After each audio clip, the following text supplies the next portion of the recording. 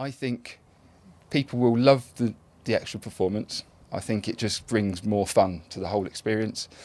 And maybe one of my favourite things is the noise. So we've worked really hard on the intake and exhaust noise, and I think people will really enjoy that as well.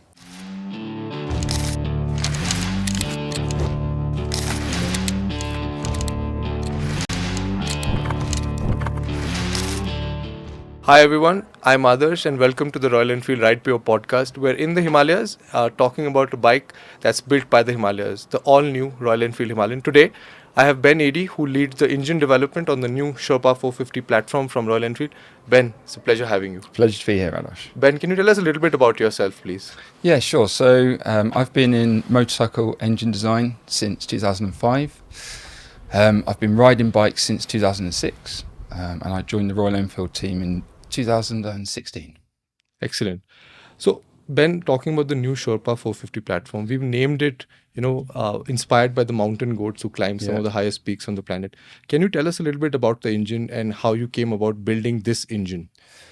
Yeah, okay. So if I take you back a little bit, in 2017, I took part in the Himalayan Odyssey, which is obviously Royal Enfield's flagship ride. I was there. Yeah, in the Himalayas.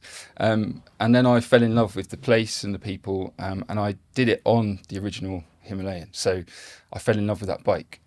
So when I was asked to lead the engine team for the all-new Himalayan and the Sherpa 450 engine, it was like a dream come true. So, yeah. Excellent. And from comparing it to the original Himalayan, what has changed and what hasn't? Can you give us a little bit of a lowdown into what you did with the new Sherpa 450cc platform? Okay, yeah. So, well, it is an all-new ground-up engine. I've been with it since it was a blank sheet of paper. And what we had to do was try and retain the original Himalayan DNA and character.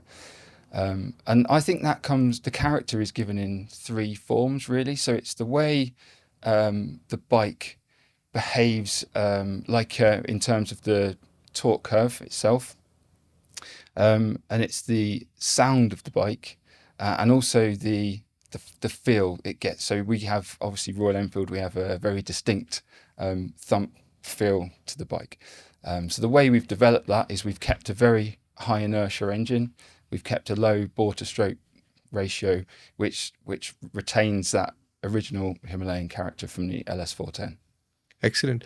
One of the things, personally as a rider myself, and after speaking to so many of the riders across the world, one of the things that was really appreciated about the original Himalayan and the LS410 was the fact that it was unintimidating. Even when you went grain laning or tricky off-road sections, there was so much torque. There weren't very many wheel spins. It was extremely confidence inspiring.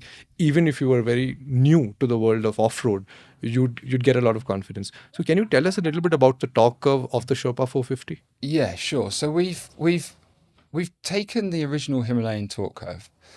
We're not a company who chases max power figures, and we don't need that in the Himalayan engine. We want very strong low down mid-range torque, and the reason for that is because we're here riding in the Himalayas this week, and you could come across all manner of road conditions, and it would be quite unexpected.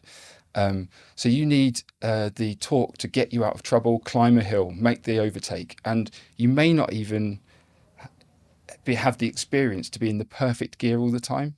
Very experienced riders, they'll be in the correct gear all the time. If you're a new rider to adventure riding, or you're just not as experienced off-road riding, you've got that torque to pull you out of trouble in any gear, really. So what you're basically saying is, like the original Himalayan, similar to the original Himalayan, this is really a perfect bike to start your adventures. You might be dreaming about it. You might not have experienced it in the past, but this is a great bike that, riders of different abilities can make the most out of it. That's a great kind of insight. We also have multiple ride modes. Can you tell us a little bit about these ride modes, and can you change them on the fly?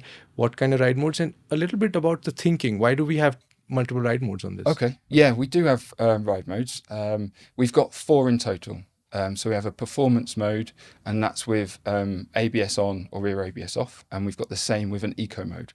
So that's 4 in total. I think the reasons for that are threefold. So one is if you're, and we've obviously increased the performance of this engine massively from the original Himalayan.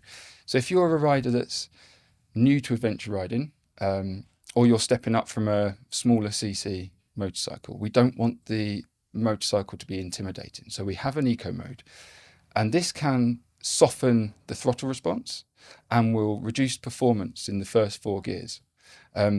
So that it helps with the accessibility of the motorcycle. Also, if you're riding off-road, you might want a softer throttle response, so you can use that mode. And also, if you're just doing if you're doing a long globetrotting highway journey, for example, you can use it for eco riding if you want to try and save fuel. So yeah, threefold, I think, for the rider modes. That's excellent. And what do you think that will appeal most to the fans of the Himalayas and owners out there about the new Sherpa 450 engine? Okay, so I think we've done quite well, and I have to give a lot of thanks to my excellent engineering team for this. I think we've done really well at retaining the character. So if you love the old Himalayan, I think you will love this one even more. It's got that ease. There's no learning curve to the motorcycle, so you can jump on it and just ride it straight away. I think people will love the extra performance. I think it just brings more fun to the whole experience. And maybe one of my favourite things is the noise. So we've worked really hard on the intake and exhaust noise, and I think people will really enjoy that as well. It's an absolute music to the ears, Ben. Thank you so much. It was a pleasure talking to you. No, thank you, Adash.